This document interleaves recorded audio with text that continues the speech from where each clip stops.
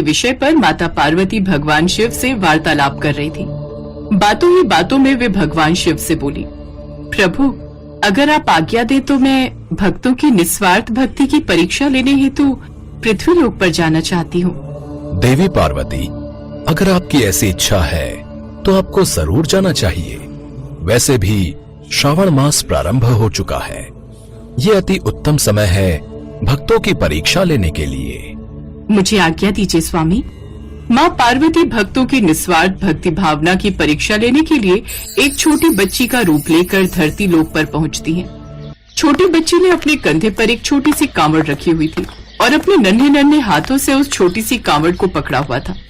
माँ पार्वती छोटी बच्ची के रूप में कांवड़ को उठाए जय बम भोले बोलती हुई अपने छोटे छोटे कदमों से चलती जा रही थी। आसपास से गुजरने वाले लोग उन्हें देख रहे थे। देखो भाई, देखो, ये छोटी बच्ची अपने कंधे पर कितनी छोटी सी कावड़ उठाकर चल रही है। मटकी तो कितनी छोटी है, मुश्किल से एक घूंट पानी ही आया होगा। अरे आजकल सावन मास है ना, तो कावड़ यात्रा प्रारंभ हो गई है। परिवार का कोई सदस्य कावड़ यात्रा पर निकला होगा। ये बच्ची साथ गई होगी, वो पीछे होगा, बच्ची आगे आ गई होगी। जरूर बच्ची ने जिद की होगी तो ये छोटी सी कावड़ बनाकर दे दी होगी।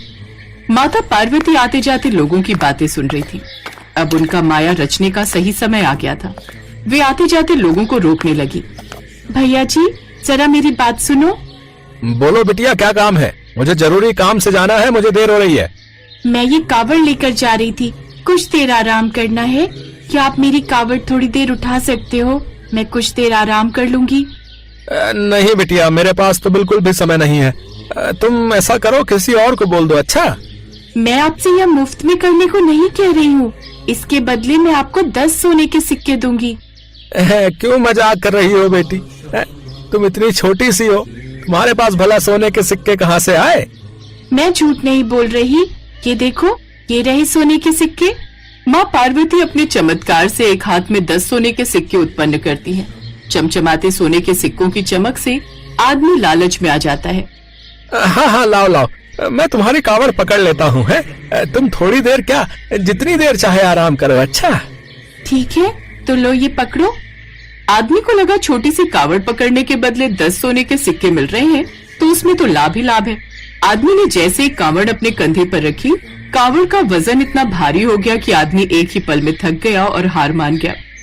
अरे अरे अरे, संभालो अपनी कावड़, ये तो बहुत भारी है, ये मुझसे नहीं उठाई जाएगी। अरे भैया, आप मेरी इतनी हल्की कावड़ को भारी बोल रहे हो? जब मैं इतनी छोटी बच्ची से उठा सकती हूँ तो आप क्यों नहीं? फिर आपको अब ये सोने के सिक्के नहीं मिलेंगे। अरे कोई बात नहीं, अपने कंधे थोड़ी ना तोड़ने हैं इतनी भारी कावड़ उठाकर। अब तुम और किसी को बोल दो। अच्छा। माँ पार्वती हंसने लगती हैं। उन्होंने जानबूझकर कावड़ का वजन बढ़ा दिया था। उसके बाद बहुत से लोग सिक्कों के लालच में कावड़ उठाने के लिए रुकते, पर स्वार्थी लोगों के लिए वो कावड़ भारी हो जाती थी। माँ पार्वती तो भक्तों की परीक्षा ले रही थी। कौन जानता था कि वह छोटी बच्ची स्वयं देवी पार्वती है। चलते चलते माता पार्वती बहुत से लोगों की परीक्षा ले चुकी थी, पर अभी तक इस परीक्षा में कोई भी सफल नहीं रहा था। कुछ देर बाद एक आदमी अपनी गर्भवती पत्नी के साथ वहाँ से गुजर रहा था। माता पार्वती ने उस आदमी को आवाज लगाई, ओ भैया, जरा रुकना तो। सुनो जी, वो छोटी बच्ची हमें बुला रही है, कहीं उसे हमारी जरूरत तो नहीं? हमें रुकना चाहिए।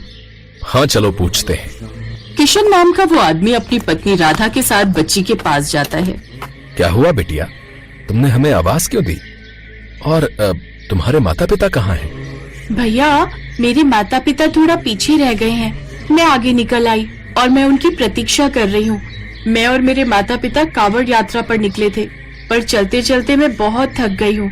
मैं अपनी कावड़ को जमीन पर नहीं रख सकती। बापू ने कहा था कि इसे कंधे पर ही रखना होता है। अगर तुम कुछ देर मेरी कावड़ को अपने कंधे पर रख लो तो मैं थोड़ी देर विश्राम कर लूंगी। तब तक मेरे माता पिता भी आ जाएंगे। कितनी मासूम बच्ची है।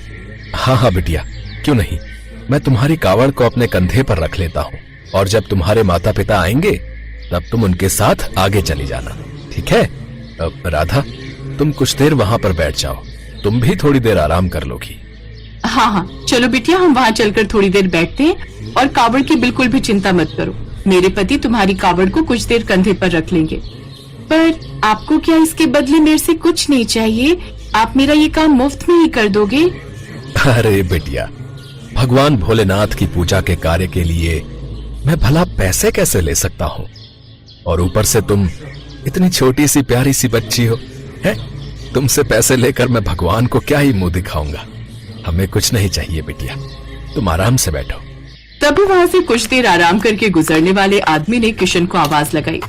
अरे भैया, ये बच्ची जो कावड़ उठाकर चल रही है ना, इसकी कावड़ कोई भी नहीं उठा पा रहा है, क्योंकि इसकी कावड़ का वजन बहुत भारी है भैया। ये तो हमसे भी नहीं उठी, तो तुम भला कैसे कंधे पर उठा पाओगे? बदले में तो ये बच्ची हमें सोने के 10 सिक्के भी दे रही थी। जब कावड़ ही नहीं उठा पाए तो सोने के सिक्के भी हाथ से चले गए। मेरा काम तुम्हें बताना था। कावड़ उठाकर पहले ही मेरा कंधा दर्द हो गया। अब थोड़ी देर आराम करके अपने घर जा रहा हूँ, बाकी तुम्हारी मर्जी।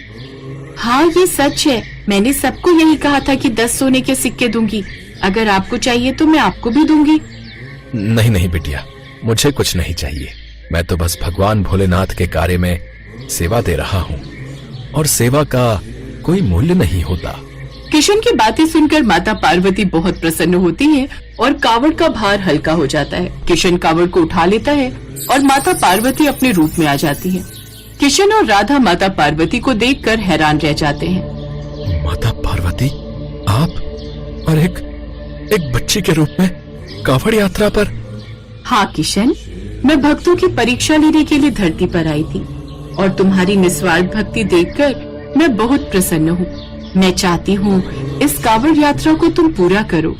कावड़ यात्रा करने से तुम्हारे जीवन में सारे दुख दर्द दूर हो जाएंगे और तुम्हारे जीवन में खुशियों का आगमन होगा। भगवान भोलेनाथ के साथ साथ मेरा आशीर्वाद भी तुम पर सदैव बना रहेगा।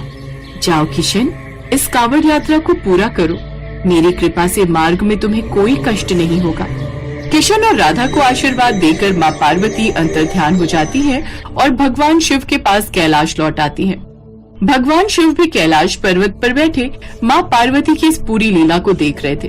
किशन राधा को घर भेज देता है और खुद वहीं से कावड़ यात्रा को पूरा करने के लिए निकल पड़ता है। किशन बहुत खुश था कि आज साक्षात माँ पार्वती ने उसे दर्शन दिए। किशन कावड़ यात्रा पूरी करके वापस लौटता है। राधा के साथ मिलकर मंदिर में शिवलिंग की पूजा करता है। किशन ने सपने में भी नहीं सोचा था कि वो कभी कावड़ यात्रा पर भी जाएगा।